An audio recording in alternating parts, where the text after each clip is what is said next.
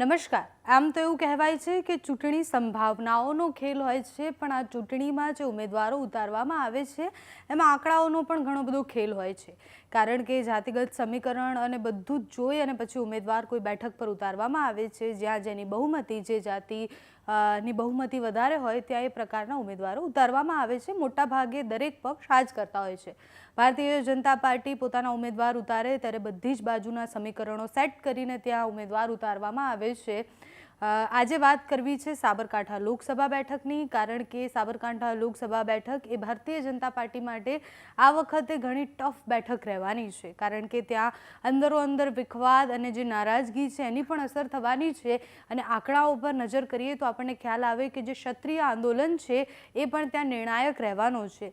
આંકડાઓથી સમજીએ કે સાબરકાંઠા લોકસભામાં કઈ જાતિનું પ્રભાવ વધારે છે, કોણ નિર્ણાયક રહેવાનું છે અને કયા પક્ષને ફાયદો થઈ શકે છે।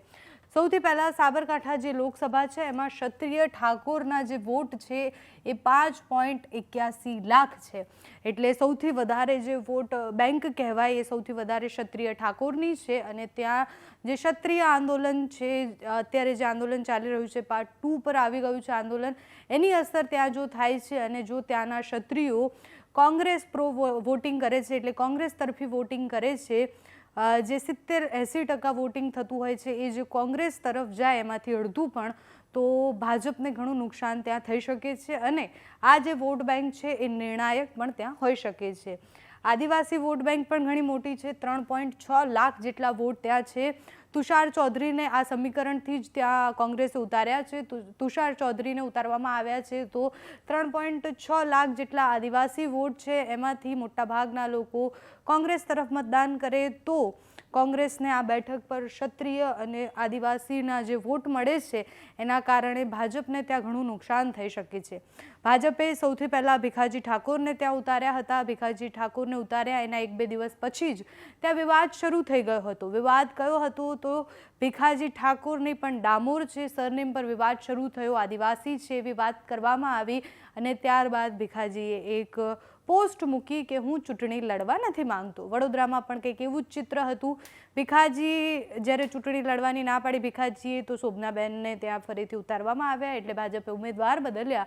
વડોદરામાં પણ ઉમેદવાર બદલ્યા, એના કારણે ઘણો વિરોધ થયો હતો અને સાબરકાંઠાનો વિરોધ તો ભયંકર હતો, કારણ કે સાબરકાંઠામાં જે કાર્યાલય હતું ભાજપનું ત્યાં મોટી સંખ્યામાં સમર્થકો આવી ગયા હતા ભીખાજીના, અને ત્યાં 1-2 દિવસ સુધી જે ઉમેદવારનું નામ આવ્યું એના બાદ 1-2 દિવસ સુધી ત્યાં જબરજસ્ત વિરોધ થયો। શોભનાબેનનો વિરોધ કરવામાં આવ્યો, એવું પણ કહેવામાં આવ્યું કે કોંગ્રેસમાંથી ભાજપમાં આવેલા જે એમના પતિ છે એમના કારણે એમને ટિકિટ આપવામાં આવી છે। ઘણા બધા વોટ્સઅપ ચેટ પણ એમના માટે વાયરલ થયા, એટલે શોભનાબેન માટે અત્યારે સૌથી પહેલાં તો ભાજપની અંદરનો જે વિખવાદ છે એ એમને નડી શકે છે, અને બીજું છે આ જાતિગત સમીકરણ। જો ભાજપે ત્યાં જીતવું છે તો પોતાના અંદરનો જે વિખવાદ છે, આમ તો ભાજપ એવું કહે છે કે કોઈ જ વિખવાદ નથી, કોઈ જ વિરોધ નથી, પણ આપણે બધાએ જોયું છે કે કેટલો વિરોધ સાબરકાંઠામાં થઈ રહ્યો છે। ક્ષત્રિય ઠાકોર 5.81, આદિવાસી 3.6, એટલે સૌથી વધારે જે વોટ બેંક છે આ છે। અને બીજી બાજુ આ બાજુ જોઈએ તો ચૌધરી પટેલ જે છે એ 73,000 છે અને ક્ષત્રિય રાજપૂત છે એ 39,000 છે, એટલે ક્ષત્રિય રાજપૂત અને ક્ષત્રિય ઠાકોર આ બધી જ વોટ બેંક બંને ભેગી કરીએ તો જો એ લોકો કોંગ્રેસ તરફ મતદાન કરે છે, કારણ કે ક્ષત્રિય સમાજે અત્યારે ભાજપ વિરુદ્ધ મતદાનની વાત કરી છે। ક્ષત્રિય સમાજે અત્યાર સુધી જેટલી પણ પ્રેસ કોન્ફરન્સ કરી એમાં કહ્યું છે કે અમારો વિરોધ પહેલાં માત્ર રૂપાલા માટે હતો, પણ હવે અમે ભાજપ વિરોધમાં છીએ, એટલે ભાજપની સામે જે પણ ઉમેદવાર હશે એને મતદાન કરીશું અને એને જીતાડીશું। એટલે તુષાર ચૌધરી માટે આ બેઠક જીતવી તો એમના માટે આ 2 વોટ બેંક છે, જો એમના તરફ મતદાન કરે છે તો ભાજપને અહીંયા ઘણું નુકસાન થઈ શકે છે। તુષાર ચૌધરી માટે વિધાનસભામાં પણ એક લકી કહી શકાય એમને, કારણ કે અંદરનો જે વિખવાદ હતો એના કારણે એમને ત્યારે ફાયદો થયો હતો વિધાનસભામાં। ખેડબ્રહ્મામાં ફરીથી લોકસભામાં પણ એમને ભાજપનો જ અંદરનો અંદર વિખવાદ જે ચાલી રહ્યો છે એના કારણે ફાયદો થઈ શકે છે। બીજી વોટ બેંકની પણ વાત કરીએ તો પ્રજાપતિ 36,000 છે, અન્ય સમાજ જો બધા જ ભેગા કરીએ અન્ય જે વોટ બેંક છે એ 3.31 લાખ છે। મુસ્લિમ છે એ 1.19 લાખ છે. મોડાસાની આસપાસ અને એ બધી જગ્યાએ મુસ્લિમ ઘણા બધા છે, તો મુસ્લિમ વોટ બેંક પણ ઘણી મોટી છે. 1.19 લાખ જેટલા મુસ્લિમ છે અને દલિત 1.62 લાખ છે. મુસ્લિમ મોડાસાની આસપાસના મુસ્લિમ છે તો એ ભાગ્ય જેવું બને કે ભાજપ પ્રો વોટિંગ કરે. મોટાભાગના મુસ્લિમ લોકો એ કોંગ્રેસ તરફેણ હોય છે અને એ જે વોટ બેંક છે એ કોંગ્રેસની બહુ જૂની વોટ બેંક છે. એટલે ત્યાં મુસ્લિમ અને દલિતની જે વોટ બેંક છે, મુસ્લિમ અને દલિત સમુદાયની જે વોટ બેંક છે એ તો કોંગ્રેસ તરફી વોટ કરે એ. અને બીજું ક્ષત્રિય આદિવાસી ઉમેદવાર ઉતારવામાં આવ્યા છે. તુષાર ચૌધરી ત્યાં છે એટલે ત્યાં આ બે સમીકરણ બહુ જ કામમાં આવી શકે છે. જો ક્ષત્રિય ઠાકોર બેનના સમર્થનમાં એટલે શોભનાબેનના સમર્થનમાં વોટ નથી કરતા, ક્ષત્રિય ઠાકોર વિરોધ જે છે જે ક્ષત્રિય સમાજનો એને લઈને આગળ વધે છે, તો આ બેઠક જે સાબરકાંઠાની છે એ ભાજપ માટે અતિશય ટફ બનવાની છે અને ભાજપ માટે આંખે પાણી લાવી દે એવી બેઠક છે. જાતિગત સમીકરણો ઘણા જ બધી જ જગ્યાએ કામ કરતા હોય છે. આ બેઠક અમે પહેલાં રાજકોટની બેઠક પર પણ જાતિગત સમીકરણની વાત કરી હતી, આજે સાબરકાંઠાની બેઠકની વાત કરી છે. એટલે ભાજપ જે કહે છે કે અમે 5 લાખથી વધુ લીડથી જીતીશું, CR પાટીલનો જે લક્ષ્યાંક છે કે 5 લાખથી વધુ લીડથી જીતીશું, તો ઘણી બધી બેઠકો એવી છે જે એમને ટફ ફાઇટ મળવાની છે. એમાંથી એક સાબરકાંઠા પણ છે, રાજકોટ પણ એમાંથી એક આવી ગઈ, કારણ કે વિરોધ તો ત્યાં પણ સૌથી વધારે છે અને વિરોધની જે આગ કહેવાય સૌથી વધારે ત્યાંથી જ શરૂ થઈ છે. એટલે રાજકોટ છે, સાબરકાંઠા છે, એના સિવાય બનાસકાંઠામાં પણ એવી સ્થિતિ છે. બનાસકાંઠામાં પણ બેન વર્સિસ બેનની જે લડાઈ છે એમાં ટફ ફાઇટ રહેવાની છે.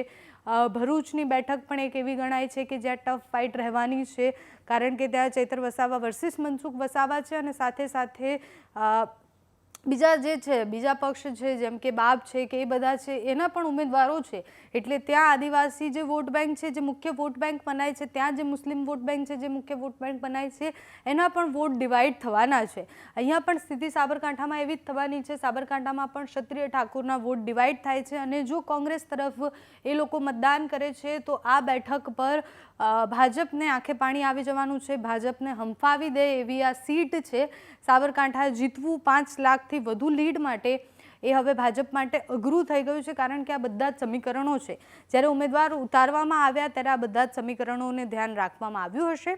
આમ પણ સાબરકાંઠામાં 7 વખત કોંગ્રેસ જીતેલી છે, પહેલાં પણ 4 વાર જ માત્ર ભારતીય જનતા પાર્ટી જીતી છે, પણ છેલ્લા 3 ટર્મથી તો ભાજપ જીતતી આવી છે. એટલે ભાજપે જીતનું હેટ્રિક તો ત્યાં કરી દીધું છે, પણ આ વખતે નિર્ણય રહેવાનો છે. આ સમીકરણોના કારણે આ આંકડાઓ છે ચોંકાવનારા છે, કારણ કે દર વખતે છેલ્લી ઘડીનું જે મતદાન થતું હોય છે એ ઇમ્પોર્ટન્ટ હોય છે. છેલ્લી ઘડીએ લોકો શું વિચારે છે, છેલ્લી ઘડીએ કયા પક્ષની બાજુ વળે છે, એ ખૂબ મહત્વનું હોતું હોય છે.